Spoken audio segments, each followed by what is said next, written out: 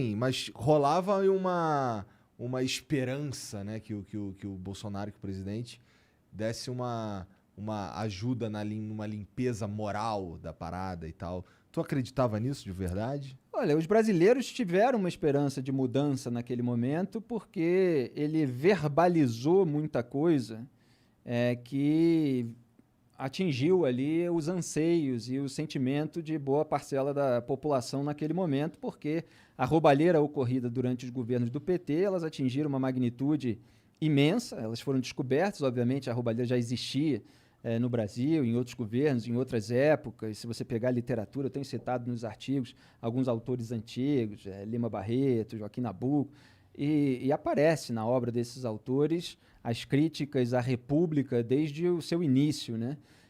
Estava lembrando hoje, talvez use aí nos próximos artigos, Paulo Prado também, que escreveu um livro extraordinário, que reflete muito aí o pano de fundo do que a gente vive hoje, mas naquele momento o Jair Bolsonaro usou ali um discurso que já existia por parte de vários colunistas, como eu e vários outros até que vieram antes de mim, e que não estava tendo representatividade na arena política, né?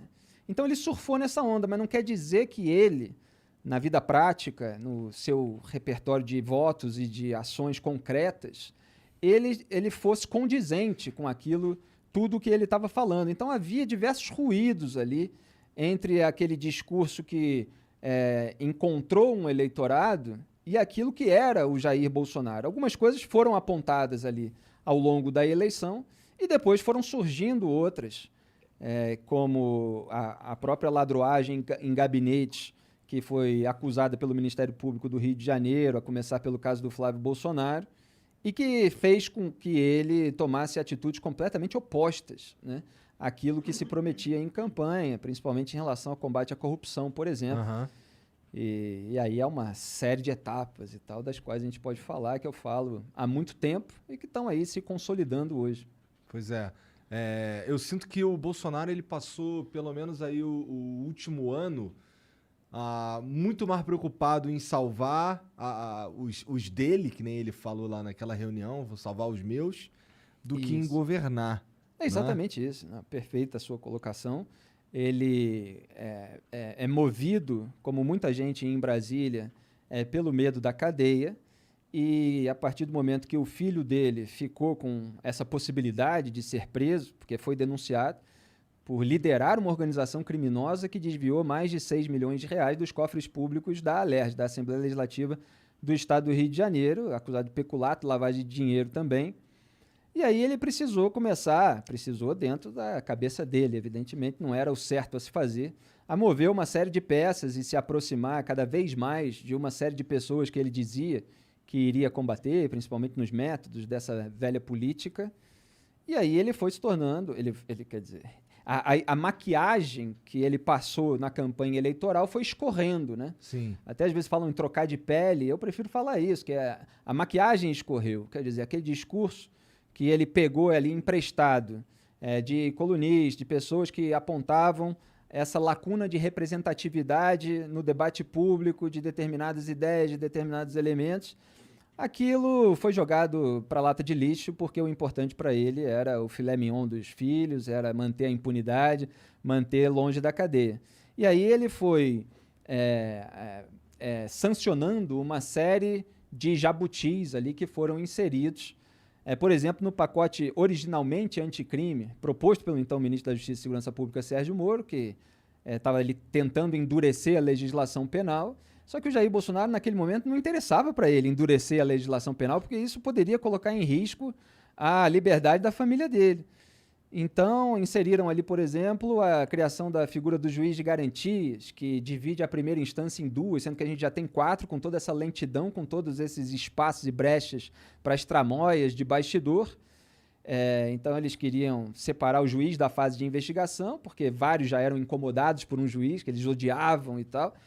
Então, queriam ter uma possibilidade de passar o caso para um outro juiz para sentenciar.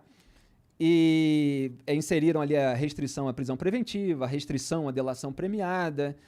Tudo fazia parte de um mecanismo que o Jair Bolsonaro precisava ativar ali para que a família dele não fosse pega. Aí você teve outras etapas, né? A própria sanção da lei de abuso de autoridade, em diversos pontos ali que tem esse nome bonito, né? Ninguém é a favor de abuso de autoridade, só que a questão é o texto. Você precisa ver todos os itens que são colocados. Então, eles sempre dão um nome lindo e maravilhoso. O nome da lei não descreve nada do que ela realmente é. Nada, é para enganar a gente ingênua, né? A gente tem que ler o que vai lá escrito. E aí você tem uma série de dispositivos ali que servem para cercear, para intimidar a atuação de investigadores, de juízes. Ele tirou o COAF do Ministério da Justiça e Segurança Pública, que é ali o Centro de Controle de Atividades Financeiras. O sistema bancário passa ali movimentações suspeitas, eles fazem um relatório, o relatório do COAF veio entre a eleição do Jair Bolsonaro e a posse, que foi quando foi detectada a movimentação bancária atípica do Fabrício Queiroz, que é o operador ali do gabinete do Flávio Bolsonaro. Toda essa história está muito mal contada, cara. E aí eles escantearam o COAF, não fizeram investimento num equipamento ali importante para a detecção de lavagem de dinheiro. E isso foi culminar agora com a alteração da lei de improbidade administrativa também, para abrandar qualquer possibilidade ou tirar a possibilidade de punição de políticos pegos com mau uso ou desvio de recursos públicos, e teve a interferência na Polícia Federal, que é um caso escandaloso. Ele queria trocar o superintendente da PF no Rio de Janeiro, quando justamente um dos casos envolvendo o Flávio Bolsonaro, porque é dividido em dois ali, você tem esse processo que agora o STJ está tentando varrer para debaixo do tapete, e você tem um desdobramento dele que é o inquérito eleitoral. Mas não conseguiu varrer para debaixo do tapete? Sim, de certa forma, sim. Com uma manobra, tem assim, todos os detalhes, estava analisando ontem e hoje, com uma manobra em conjunto com o Supremo Tribunal Federal, que é muito engraçado, né? Tem gente que se deixa levar, se deixa engambelar pela retórica bolsonarista, eles posam assim de combatentes do Supremo Tribunal Federal, mas estão lá tomando cafezinho com o Gilmar Mendes, está lá abraçando sábado à noite Dias Toffoli. O Lava-Toga, né? Exatamente, essa é outra história que eu posso lembrar aqui com todos os detalhes, melar a CPI da Lava-Toga. Mas no Supremo, o Gilmar Mendes ficou responsável pelo recurso do Ministério Público do Rio de Janeiro contra o foro privilegiado, retroativo, né, como a gente passou a chamar, que foi concedido para o Flávio Bolsonaro. Porque ele era deputado estadual, virou senador, mas os crimes acusados ocorreram durante o mandato de deputado estadual. Aí o que o Gilmar fez? Engavetou o recurso do MP e ficou segurando lá na gaveta, enquanto, obviamente, o Gilmar passava a boiada dele, porque ele está sempre lá para blindar os velhos tucanos. Então, ele está sempre lá ajudando Beto Richa, Aécio Neves, Aloysio Nunes, José Serra. Ele se voltou contra a Lava Jato depois que a Lava Jato atingiu os tucanos. Antes ele era a favor, ele impediu o Lula de tomar posse como ministro, quando o Lula queria ter o foro privilegiado para escapar da cadeia. Então, o Gilmar Mendes engavetou. E aí veio férias, a presidência da turma responsável passou para o Cássio Nunes Marques, que foi quem o Jair Bolsonaro colocou no STF, aí ele adiou, engavetou mais ainda, e aí o STJ aproveitou toda essa brecha. Isso assim, caiu com o Gilmar em janeiro do ano passado, é mais de 1 ano e meio engavetado. Durante esse processo, teve um outro julgamento, lá de um sujeito chamado Márcio Bittar, que era deputado federal, virou senador. Aí o STF deu uma decisão, não, precisa manter o caso dele, estava sendo acusado lá de mau uso de verbas também. Tem que manter o caso dele no Supremo, então mantém o foro privilegiado, porque os crimes aconteceram quando ele era deputado federal, mas ele virou senador, então o Supremo decidiu manter o foro privilegiado. E aí vem o STJ e fala, não, o caso do Flávio Bolsonaro, ele era deputado estadual, virou senador, não é a mesma coisa. Mas aí fala, não, mas por analogia e tal, é mandato cruzado e tal. Sendo que o que o STF tinha decidido em 2018, desculpe me estender, mas é que esses casos são meio complexos, mas é só para dar uma dimensão, né, da quantidade de manobras. O que o STF tinha decidido em 2018 não era nada disso. Era que deputados federais e senadores que são acusados por algo que aconteceu nos seus mandatos, mas que saem do mandato, seja porque acaba, seja porque renunciou, ou qualquer outra coisa, eles perdem o foro privilegiado no STF. Então, o caso deles é remetido para o juízo de primeira instância. Foi só isso que o STF decidiu, sem pensar em todas as outras possibilidades. Quer dizer, o deputado estadual que vira senador, ele não pensou nisso. Ele só decidiu aquilo ali.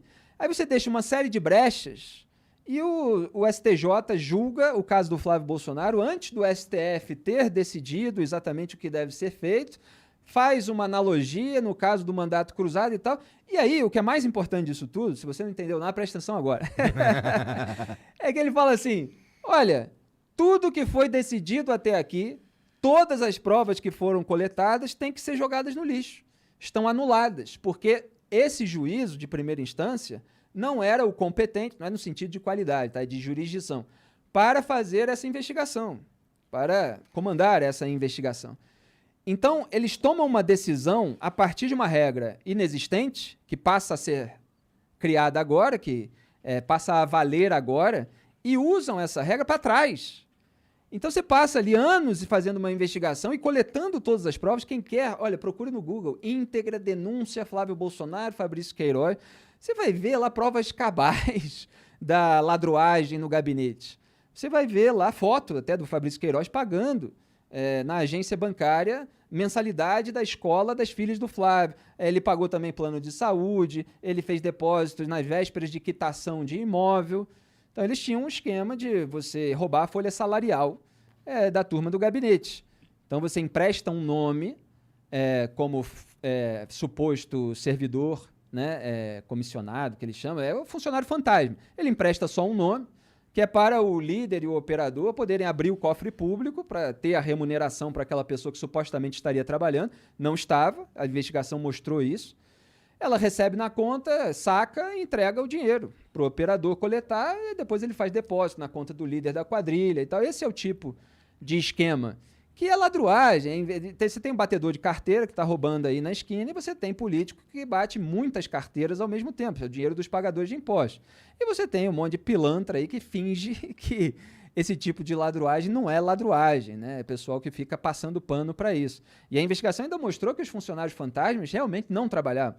Quer dizer, tinha gente lá em Resende, 3 horas do Rio, tendo outro trabalho, nunca estava lá na Alerj, pegaram os celulares nunca estavam lá em torno. Então, uma investigação minuciosa, completa, que vai ser jogada no lixo. Agora o MP está pensando no que fazer, como recomeçar. Porque, assim, pode recomeçar, só que você meio que vai bloqueando todos os caminhos. Caralho. E é muito parecido com o que aconteceu com o Lula também. Então, se formou, né, foi a minha análise de 2019, quando isso se formou de fato, essa frente ampla pela impunidade, que reúne lulistas, bolsonaristas, velhos tucanos e centrão.